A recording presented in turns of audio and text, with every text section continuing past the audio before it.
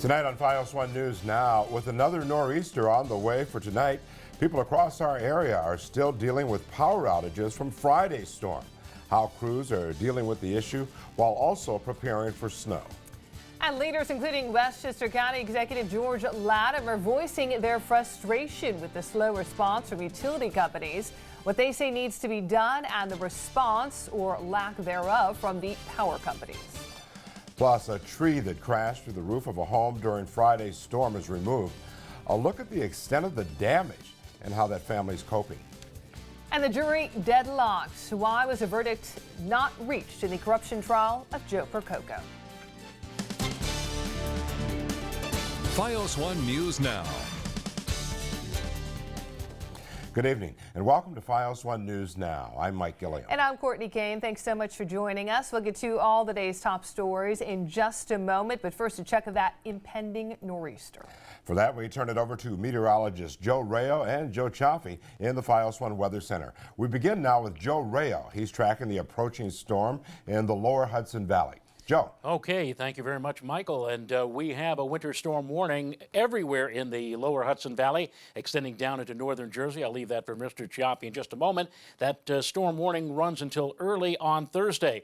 Now, the satellite radar doesn't show much of anything in terms of cloud cover yet in the Hudson Valley, but thicker clouds are moving our way. There's even some precipitation beginning to show up just to the west of Allentown, Pennsylvania.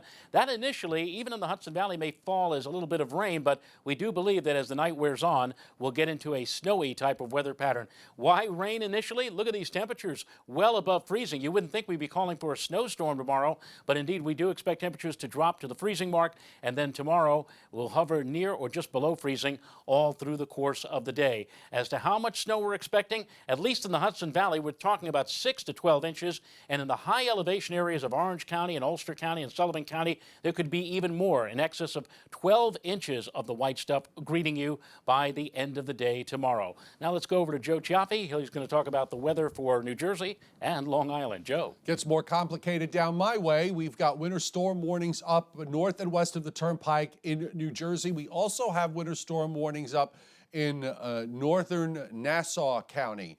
Also, we are dealing with winter weather advisories. So if you're south of the Turnpike in a small area in western Monmouth County and down further south of 195, we have those advisories up. Also, winter weather advisories up for Suffolk County and southern Nassau. And now we have a new coastal flood warning for the high tides coming in overnight for Nassau and western Suffolk along the South Shore. Snow amounts right near that southern edge where the rain snow line is going to be very, very difficult to figure. Right now, it could be as little as a coating to as much as 6 inches, and you can see 6 to 12 as you go up north and west through New Jersey. We'll have a complete look at the forecast and much more from Joe and I coming up. Okay, thank you very much. Tens of thousands of people throughout the area still without power tonight as that new storm approaches. These are the latest numbers from the Hudson Valley area. Yeah, the major numbers come from Con Ed and NYSEG. Over 25,000 Con Ed customers still have no power in Westchester, while the majority of NYSEG outages are in northern Westchester and Putnam counties. At the height of the power outages, 103,000 Con Edison customers were in the dark. That according to company CEO John McAvoy. The utility says 90% of customers are now restored, but with another storm upon us, power outages are likely to happen again. FiOS1's Allie Rosen outside the Con Ed headquarters in Manhattan with what we can expect. Good evening, Allie. Well, the hardest hit area, Westchester County. According to Con Edison's CEO, Westchester had the largest number of power outages in the region. If you're one of the 28,000, you want your power back. It's been 4 days, and we get it, and we are taking all of our actions to ensure that we do that as rapidly as possible, and we are committed to ensure that we use all of our corporate resources right until every last customer is restored. The nor'easter knocked out power for 103,000 Con Ed customers. While 90% have their lights back on, thousands remain in cold and dangerous conditions. On Tuesday, inside Con Ed's Corporate Emergency Response Center, the CEO says people are working 24/7 to restore power. But I would tell you, we have 1,700 workers out there. That is a very large deployment, and it matches what we had during Hurricane Irene. And so we have people throughout the area. So somebody may not always see somebody on their block or where they think the damage is, but we have a tremendous allocation of resources there. With prolonged outages, miscommunication to customers, and a storm looming on the horizon, both County Executive George Latimer and Governor Andrew Cuomo believe Con Edison's response has been unacceptable. The governor has ordered the state's Department of Public Service to conduct a full review into the power failures following Friday's storm. And so we'll be doing our own review. Should the Public Service Commission or others want to do an investigation, we'll of course comply completely with that, and we'll be happy to share all the information and our own conclusions about where there might be opportunities for improvement. Now, with another storm on the way, McAvoy says the restoration process will be delayed and more customers are likely to lose power. And the second is that we expect that there will be new customer outages, additional outages as a result of this nor'easter, particularly because many trees are in a weakened condition as a result of the damage that they suffered on Friday. And so we'll have both slower response to the remaining outages and in all likelihood some new outages that we'll have to be addressing as well. Now, it did take several days for us to get a response from Con Edison. We were also told that tomorrow's storm may have an impact on the customers still without power. They may no longer be at the top of the list. In Manhattan, Allie Rosen, FiOS1 News. All right, Allie, thank you. Well, Westchester County Executive George Latimer calling out the lack of preparedness by Con Ed and NYSEG to restore power to much of the Lower Hudson Valley this week. FiOS1's Jonathan Gordon is live in White Plains with more from the County Executive's press conference. Good evening. Good evening, guys. Yeah, that's right. George Latimer today in his press conference was not holding back any punches. Very critical of both NYSEG and Con Edison in their preparation for restoring power to much of the Lower Hudson Valley. And now, as a second storm approaches, he says both companies need to adjust and they need to do it quickly. The individuals who are doing the work for NYSEG and Con Edison are heroes. They are out there doing a terrific job, and I don't want anything to reflect on them. It's the higher-ups in the organization that Latimer has a problem with. He says a misguided timeline to restore power to local customers, poor communication, and a faulty alert system deserve to be punished. They gave us numbers. NYSEG said 90% of the people are going to be up on Monday. Con Ed said 90% of the people are going to be up on Tuesday. I said I doubt that these numbers are correct. And the county executive was correct, as thousands across the state are still without power, just hours before a second nor'easter is set to crush the East Coast. Not only did you underestimate the problem beforehand, but as you're solving the problem, you're underestimating the complexity of the problem. Governor Cuomo's office says that there are 75,000 New Yorkers who are still without power today. He says 90% of them come from Dutchess, Sullivan, Westchester, and Putnam counties. And now Con Edison saying that they have nearly 2,000 employees right now working around the clock to restore power as soon as possible. For now, reporting live in White Plains, Jonathan Gordon, FiOS1 News. All right, Jonathan, thank you. Well, you heard the county executive's frustration with the power companies, and they're angry and frustrated customers as well, making their feelings known, especially on social media. In fact, there have been so many postings that there was no way that we could get through all of them today ourselves. FiOS1's Brian Webb now with some of the comments from Con Ed customers who are angry and fed up with the utility. So after several days with no lights and no heat, another storm on the way, many Con Edison customers have had enough, and they are taking to social media to let the whole world know about it. Up is the first example. This one is from Megan Leap. She writes, "Hey Con Ed, no one has been out to Scarsdale to fix this since the tree was cleared from the road Saturday.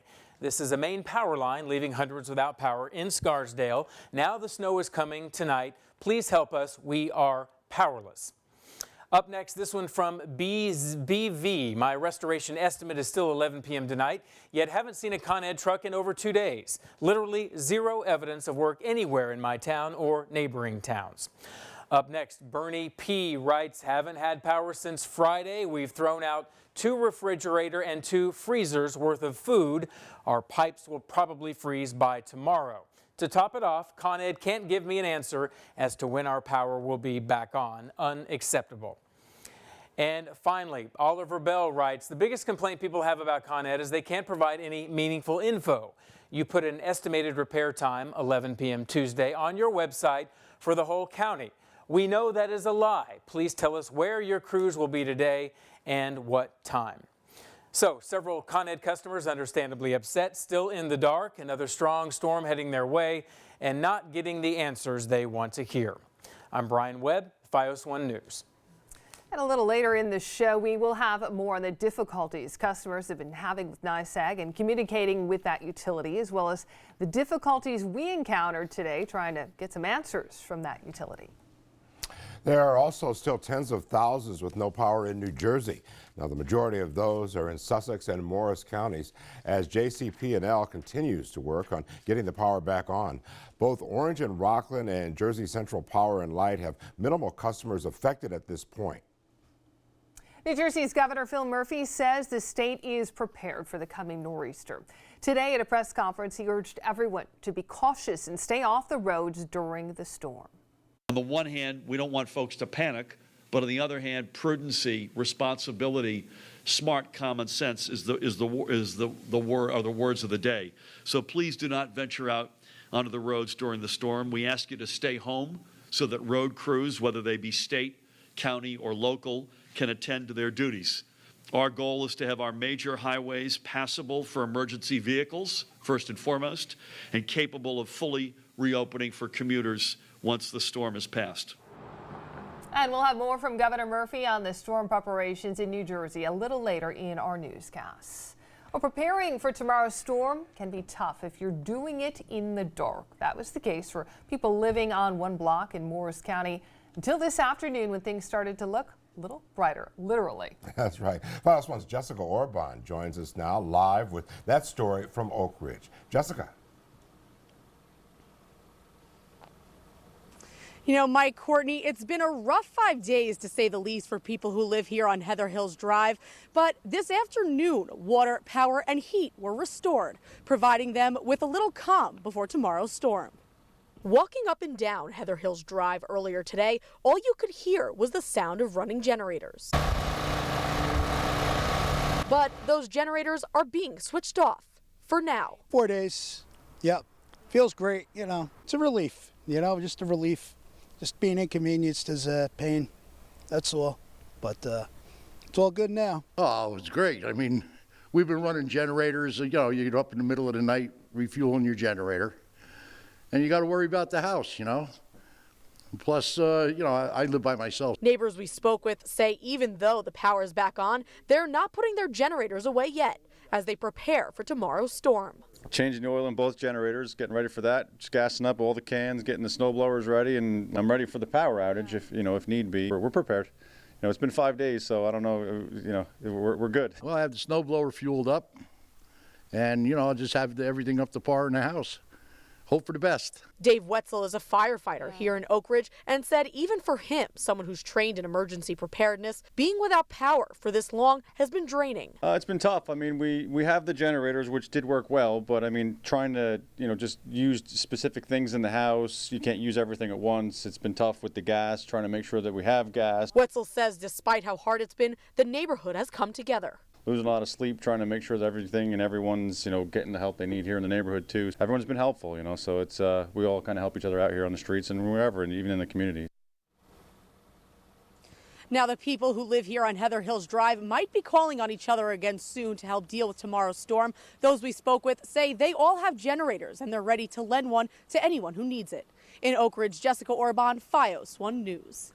Jessica, thank you. And if there is still damage from the first nor'easter in your neighborhood, share your pictures and information with us. We're hoping that will get cleanup and emergency crews pointed in the right direction and possibly even spur help for the people in need.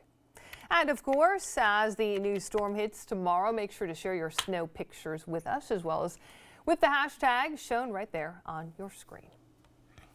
Still to come, Long Island prepares for the storm in the midst of a power outage there left from Friday's nor'easter. As crews salt the roads, how leaders are reassuring a community on edge. Plus, the high winds send a tree crashing through the roof of a home, destroying a child's bedroom. How that family is coping. And the jury deadlocked in the corruption trial of Joe Percoco. Why a verdict was not reached.